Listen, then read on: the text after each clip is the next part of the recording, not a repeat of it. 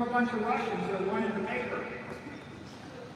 Okay? So people have done things under worse situations. But you can see here the normie strategy is you owe $3 trillion. You're not getting anywhere.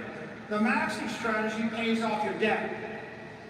The double maxi strategy makes you rich. The triple maxi strategy makes you very rich. Why? Because you're buying the property that everybody is running to in 100 years, and you just go buy it now. Like, Standard Oil was nothing. There was no gasoline. There were no automobiles. We had no diesel locomotives in 1867. We invented all that stuff. But common sense says, oh, I can buy something that's equal to about 1/5 of the size of the nation for a few dollars. Why don't I just grab it? Bitcoin strategy for wealthy foreign countries. Let's say you have a lot of money. You know, maybe you're Saudi Arabia, Norway. You make a lot of money. Well, what's your strategy? You want to be a normie, a maxi, a double maxi? A maxi puts 25% of their money into Bitcoin. A triple maxi goes 75% and converts their surpluses into Bitcoin. Here's what happens. You just get insanely rich. $58 trillion of rich. But you know, more than that, this strengthens your national security because you end up with $50 trillion or more of digital capital nobody can take. You know, they can't steal it, right? They bomb your country, they invade your border. They're not getting the Bitcoin, right? So this is good for your financial security and your national security. But note, if you are Saudi Arabia or Norway, and if you pursue the triple maxi strategy, Saylor says it's very easy to do, but it's 4.2 million Bitcoin you end up with at the end of that line. That means there's not a lot of room for triple maxis, not at the nation state level, right? There's going to be one, there might be two. At some point, right, this is an opportunity for an aggressive mover. You're going to have a lot of triple maxi families and a lot of triple maxi corporations, not a lot of room for triple maxi nations. And let's look at the U.S. The U.S. is a special case. Well, the rules are still the same, right? Buy Bitcoin, sell the paper, get rid of your gold, go long range. And the don'ts are still the same. Don't harass the Bitcoiners. Don't send the industry overseas. Don't send the capital overseas. But what's our base case here? Well, we think that AI and new technology is going to drive growth. I mean, I'm going to assume that the United States is going to be run by competent executives, and they're going to harness technology, and we're going to actually take advantage of AI, and we're going to create robot cars and robots and billion-person websites that give you free accounting and legal and medical advice, and all that's going to grow our revenues faster than it grows our expenses, and we'll eventually get to the point where interest rates come down. But the question is, what's the United States Bitcoin strategy? And we could be normies. You could be a 10%er. That's kind of like buying 500,000 Bitcoin. You could buy 1 million Bitcoin. A double maxi is 2 million Bitcoin. A triple maxi is buy 4 million Bitcoin. And then start sweeping the surplus of the nation when it comes into Bitcoin. And the consequences? Well, if you're a normie, if you're a normie and you have great productivity growth and brilliant technology and the robots do all the work for us, you're still going to be in debt. It just won't get much worse. I mean, that'll save us. We need that. If you're a maxi, you'll pay off half the debt. If you're a double maxi, you got a surplus. And if you're a triple maxi, instead of owing 30 trillion, the nation has 30 trillion. Right? Bitcoin is not the solution to all our problems. It is the solution to half our problems. And the important point is, the other half are very complicated. They'll take a lot of people and energy. This half is simple. This is a very simple thing to solve half our problems. So, Bitcoin is Cyber Manhattan. hundreds of trillions of dollars of capital are going to go there. We're going to demonetize Russian tundra and Chinese real estate and everything in Africa and all of the crappy buildings, everything anybody bought that they didn't need, it's getting demonetized. You buy a Bitcoin, you own a building, otherwise a boulevard, otherwise the entire neighborhood.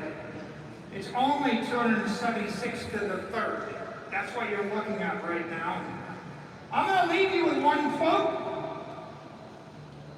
Satoshi Nakamoto kicked off the Bitcoin network January 3rd, 2009. On January 17th of 2009, 14 days later, 16 months before Pizza Day, when Bitcoin was worth nothing, and it was not going to be worth anything for a year, Satoshi Nakamoto said it might make sense just to get some in case it catches on. If enough people think the same way, it becomes a self-fulfilling prophecy. And never have wiser words been spoken. You're staring at $1 trillion of proof, but there's still 1,000x to come, and you have a lot more information at your fingertips. The writing is on the wall. Bitcoin is the future of capital, it's the future of money. It might make sense to get some, because it has fun. We love you, Michael! You're the man! I take a bullet for Michael Saylor, man. I take a bullet for that man. Let's go! Bitcoin, baby! Look at this! We wait all year for this! We wait all year for this! Woo! We wait all year for this, baby! Yeah! Let's go! Let's go! Crypto lifers! Crypto lifers! Crypto lifers! Is your life in crypto? Crypto lifers, baby! Let's go! Let's go! Crypto lifers! Are you a crypto lifer? Are you a crypto lifer? Are you a crypto lifer? Are you a crypto lifer? Amen. Let's go. When Michael Saylor talks, he brings that energy, man, you know? You got crypto lifers everywhere. This guy's a crypto lifer right here. Who's not a lifer? I'm all in on crypto. I'm all in on crypto.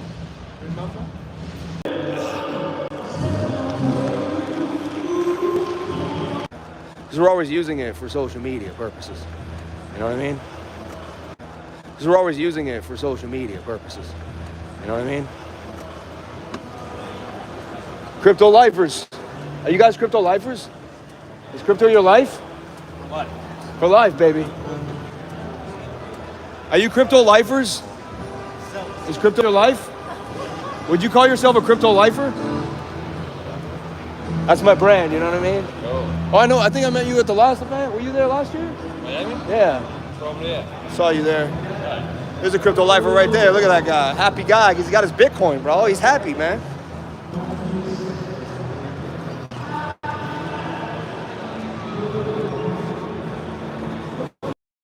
Press room now. Dude, the press room is so far away, it's insane. You got to travel for days. Oh, where we got it. Oh, where we got it. Yeah. Okay. He's here. I was just live streaming, so I couldn't pick up the phone. Oh, no. Oh, sorry. But I knew you were calling me, so I was like Okay, no running. problem. No, that's fine. Hey, what's going on? I'm Brady. Nice to meet you, man. Good to meet you. Nice too. to meet you. Nice name, man. I like that. Oh, thank you. Irish name. I'm live streaming right now. Dude, we just finished Saylor. It was amazing, man. Oh, yeah. You guys were in the same room. And I keep trying to tell people this. It's real estate. Like, It's real there's not estate. going to be, you're not going to have access. Like, you got to make the decision now. 10 years from now, you're going to be like, what the heck was I thinking? Yeah. And it was the same as 10 years ago. Like, everyone's like, is it volatile? It lapped $1. It was less than a penny. Yeah. It took 10 years to numerously times. Like, if it was a running mate, it went around $1 like hundreds of times. Like, it's already proven to you that it's won. What did you think of his 2045 predictions? Pretty interesting, right? Yeah. Like, it's cool to see someone go that far ahead and understand. And he's right. You know, he gave me chills at the end of the speech because he said, you want to be he said you want to be a Bitcoin or a maxi, double maxi, or triple maxi. And then he made me realize, like, countries have big budgets and you need a lot of money to sustain a country. There's not enough Bitcoin for every country to become a triple maxi. So like you better make that move because 20 years from now, you're going to be the poorest country in the world. And the people that made the move, and the problem is people don't trust themselves. And the reason they don't trust themselves, they don't study history. We don't trust ourselves. We don't know. I'm only 40 years old. That's not that long in the span of the human race. So how would I know to buy Bitcoin? I studied gold and the history of money. Those 5,000 years taught me they were going to print every currency to zero. So I have every currency, 90% of them went to zero. So I said, if I get out of the dollar in 2010, right, and I start looking for assets outside of the dollar, and you know, you didn't have to buy Bitcoin. You could have bought fine art, but I couldn't afford that at the time. But Bitcoin was the only divisible thing that you could put $100 in at a time that gave you the same return as like a classic car. Or you know what I mean? I don't know. I was so fascinated at the beginning, and then, you know. He laid it all out too on how, like, what does real estate do? What does? Can you be on? You mind saying? Yeah. Because you're. I mean, he great talks looking guy about talking. what is fiat. You know, long term, the history of fiat. Where does it go? Yeah. Where does real estate go? And like his case for it was incredible. I thought it was really interesting. Amen. Yeah. So. I like how he also he fights the cause where they always try to say the miners are burning energy, and like then you can look at the washing machine industry burns way more, the logging industry, the banking industry, like heck, the paper industry, like it was just kind of crazy, you know. And it actually uses energy most efficiently because you can keep using that energy as you capture it from mining, right? So it's like Well, even what he chatted about, like being able to grow the grid kind of in an accordion style where like, hey, if there is an issue that happens, you know, we can shut off the miners and adjust the grid. So being able to like long-term grow the grid, I thought that was really interesting. Yeah. It actually has more, because we're not there yet mentally, we don't realize how much it's gonna change. Like Bitcoin's connected to how we use electricity. It's like, it's gonna connect to everything. We don't even, right now it's just monetarily, but like, it's gonna, I don't know, it's, I think people still don't realize, I think it's like the cotton gin or the printing press. Like I believe it will be 200 years from now, people will look back on it as one of the most monumental, and we got to be here for it. Like we got to be here when like the car came out, like, or whoever got those first, imagine those people, they had a horse and buggy, then they did the Panama Canal, and next thing you know, like you could get alpaca fur that would have taken you like 2 years, but now you can get it in 2 months, and then commerce moved, and when more people can get things together, right? And Bitcoin does that because more people can, even on the weekend, say I wanted to buy a bicycle from you and like, oh, my bank only get me $500 a day and the bicycle's $1,500. It's a nice bike or something, you know? I could always just send you Bitcoin and we could confirm it and I could ride away that day. It hinders us. But everyone, we gotta run. We're gonna go do an interview. We just met this guy, my sister, I don't know how she did it. She's a magic woman. She's a producer, she produces. So I love you all. I'll see you guys later. I just wanted to bring you that Michael Saylor. And thank you guys so much for rocking with me during the event. Stay blessed, everyone. Have a good